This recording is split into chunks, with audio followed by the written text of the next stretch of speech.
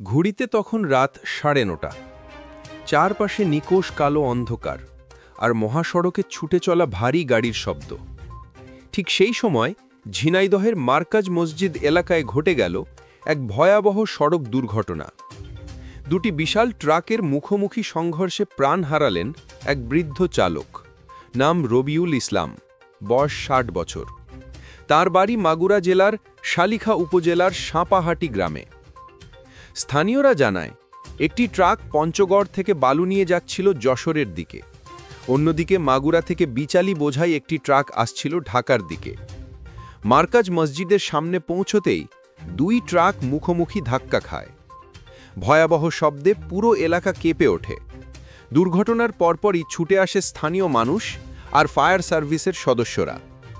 গুরুতর আহত অবস্থায় চালক রবিউল ইসলামকে উদ্ধার করে দ্রুত ঝিনাইদহ সদর হাসপাতালে নেওয়া হয়, কিন্তু কর্তব্যরত চিকিৎসক জানান তিনি হাসপাতালে পৌঁছানোর আগেই অতিরিক্ত রক্তক্ষরণে মারা গেছেন।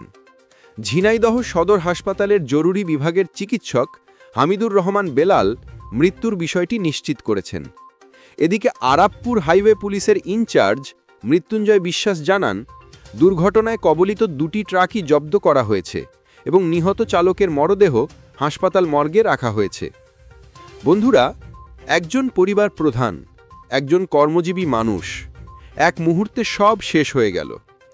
একটি দুর্ঘটনা কেড়ে নিল একটি প্রাণ আর শোকস্তব্ধ করে দিল একটি পরিবারকে।